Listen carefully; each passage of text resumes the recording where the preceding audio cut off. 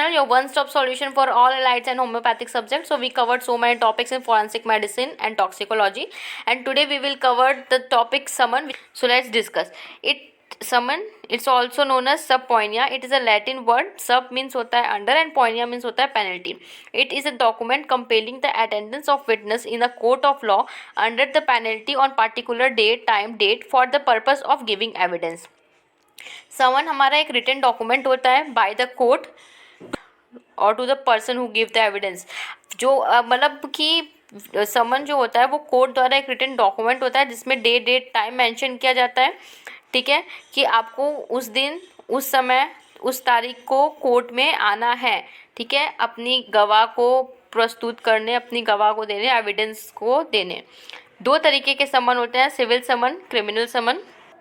Summon serve to the person by the police officer और public servant. अब summon जो होता है जिस इंसान को समन मिलना है, जो कोर्ट द्वारा जिस इंसान के लिए समन बनाया जाता है, वो इंसान तक वो समन पहुंचता है पुलिस ऑफिसर या फिर पब्लिक सर्वेंट के द्वारा. सिविल समन जो होता है, सिविल समन सिविल कोर्ट द्वारा इशू किया जाता है for the civil cases. Criminal summon जो है वो क्रिमिनल कोर्ट द्वारा इशू किया जाता है क्रिमिनल केसेस के लिए, जैसे कि रेप हो गया, मर्डर हो गया. अब बात आती है कि प्रायोरिटी, किसको प्रायोरिटी देना है, सिविल समन को प्रायोरिटी देना है कि क्रिमिनल समन को. तो if the person get both the summon then he और she can not deny to receive and his priority in criminal summon and be present at the court when genuine reason and to copy of criminal summon to civil court. तो अगर आपको at a time, अगर किसी person को at a time दोनों ही समन मिल रहा है, civil समन भी मिल रहा है, क्रिमिनल समन भी मिल रहा है, और उस इंसान को किसी जेन्युइन रीज़न की वजह से अगर वो नहीं ले पाया तो उस रीज़न को देना है, उस रीज़न को बताना है. बट अगर कोई नहीं ले रहा है तो उसके अगेंस्ट क्या बोलते हैं, केस फाइल हो सकती है, उसके अगेंस्ट पनिशमेंट और उसको मैक्सिमम फाइन भी देना पड़ सकता है. तो अगर उस किसी भी तरीके का समन अगर किसी पर्सन के लिए इशू किया गया तो उसको लेना ही पड़ेगा. ठीक है, और अगर सिविल समन और क्रिमिनल समन है, ठीक है, तो if person if refuse to receive summon, criminal court can issue non bailable warrant. अब यहाँ पे बात आती है कि अगर पर्सन नहीं लिया, उसने बोला कि मैं नहीं लेने वाला समन, जाओ यहाँ से, तो अगर उसने मना कर दिया, रिसीव लेने से रिफ्यूज़ कर दिया, तो नॉन बेलेबल वारंट और पेनल्टी दोनों ही इशू कर सकता है क्रिमिनल कोर्ट. ठीक है, स्पेशली सिवियरिटी के केस पे भी डिपेंड करता है कि कितना अमाउंट ऑफ पेनल्टी इशू होगा. ठीक है, civil court summon if not receive, अगर सिविल कोर्ट का समन नहीं रिसीव करता है कोई पर्सन तो उस पर सिर्फ पेनल्टी और पनिशमेंट लगेगा. लेकिन अगर वो क्रिमिनल कोर्ट का समन नहीं रिसीव करता है तो पेनल्टी के साथ इम्प्रिजमेंट होगा, कारावास होगा, जेल हो जाएगा, नॉन बेलेबल वारंट भी इशू कर दिया जा सकता है. If person gets civil summon and he can genuine reason for not going to court and court will give next date but not in criminal court.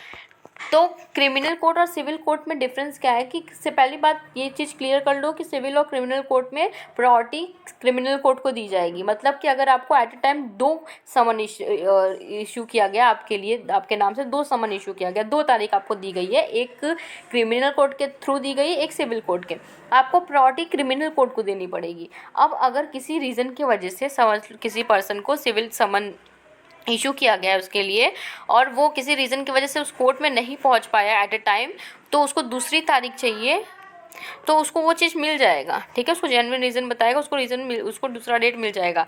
लेकिन but not in criminal court. Criminal court में ऐसा नहीं होता है. सिर्फ exception है कि अगर वो पर्सन जिसके नाम से इशू किया गया है समन, अगर वो पर्सन हमारा नहीं पहुंच पा रहा है, हॉस्पिटलाइज्ड है, ठीक है, तो उस कंडीशन में जो उस पर्सन का लॉयर होगा वो मेडिकल रिपोर्ट्स और कुछ एविडेंसेस लाके कोर्ट में सबमिट करेगा for the next date in case of criminal summon. Right, अब बात करते हैं प्रायोरिटी टू समन. किसके समन को किसके समन को प्रायोरिटी देनी है, high court, criminal court, civil court. तो समन हाई कोर्ट को प्रायोरिटी देंगे, फिर क्रिमिनल कोर्ट है, फिर सिविल कोर्ट है. यानी कि अगर 3 जगह से आपको समन मिल रहा है तो सबसे पहले हाई कोर्ट के डेट, टाइम और प्लेस पे जाना प्रायोरिटी में फर्स्ट नंबर पे होना चाहिए. क्रिमिनल और सिविल में क्रिमिनल में जाएंगे. Section 61 to 69 deals with summon. In summon received, then person have to go to court with all documents, articles, object and related to case. उस केस से रिलेटेड जो भी ऑब्जेक्ट्स, आर्टिकल्स, डॉक्यूमेंट्स, उस case से related जो भी कुछ है वो सब कुछ लेकर जो डेट, जो टाइम दिया गया है उस दिन आपको उस समय पे पहुंचना है कोर्ट में. ठीक है. According to section 61 to 69 which deals with summon कि in summon receive the person go to court with all documents, article. अब इसमें आता है एक term conduct money. Conduct money आपको 5 नंबर के क्वेश्चन में भी देखने को मिलेगा. कंडक्ट मनी क्या होता है? It is the fees which is offered or paid to the witness in civil cases at the time of serving the summon. अब समन जब दे रहे हैं, ठीक है, जब वो इंसान की जो ओवरऑल मतलब कि amount paid by court for expenditure of fitness, overall amount of expenditure, उसका जो आने जाने का जो खर्चा है वो सिविल कोर्ट के समन के साथ ही ऐसा है कि वो एक्सपेंडिचर भी देता है, आने जाने का खर्चा भी वो देता है. और अगर जो विटनेस है उसको ऐसा लगता है कि जो अमाउंट ऑफ एक्सपेंडिचर मिल रहा है वो कम है, तो कोर्ट में हियरिंग शुरू होने से पहले, कोर्ट शुरू होने से पहले उसको वो एविडेंस देना है कि पहली बात तो कहाँ क्या खर्चा हो रहा है और किस हिसाब से आपको कम पड़ रहा है, तो वो देना है. जज उसको अप्लाई करेगा, फिर कंडक्ट मनी उस हिसाब से मिलेगा. Same as in if witness not receive conduct money with summon. अगर नहीं रिसीव कर रहा तो भी यही है कि आपको कोर्ट में शुरू होने से पहले हियरिंग आपको जाके बोलना पड़ेगा. ठीक है. Conduct money received along with summon. Conduct money summon के साथ ही साथ रिसीव होगा. जब आपको समन मिलेगा तब आपको कंडक्ट मनी भी मिल जाएगा. Summon sealed and signed with presiding officer. इसमें आता है medical evidences. It is a legal proof for disprove the medical issues to the patients queries. Medical evidence दो तरीके के होते हैं, oral evidence, documentary evidence. It is mentioned in section 59 to 60. 59 to 60 में mention किया गया है, यानी कि किसी ने देखा और वो आके आपको बता रहा है, बोल रहा है कि ऐसा ऐसा हुआ था और ये सीन है, ये सीन क्रिएट हुआ, तो वो ओरल एविडेंस हो जाएगा. ओरल एविडेंस के बारे में सेक्शन 59 से 60 में मेंशन किया गया. डॉक्यूमेंट्री एविडेंस यानी कि लिखित रूप से वो एविडेंस मिला है. ठीक. कोई मरने से पहले का सुसाइडल नोट छोड़ के चला गया हो, या फिर कोई बोल नहीं पा रहा हो, कोई ऐसा मतलब कोई है विटनेस जो बोल नहीं पाता है, वो लिख के बता रहा है, तो डॉक्यूमेंट्री, वो रिटन फॉर्म होगा उसमें. तो डॉक्यूमेंट्री सेक्शन 61 to 19 में मेंशन किया गया है. ठीक.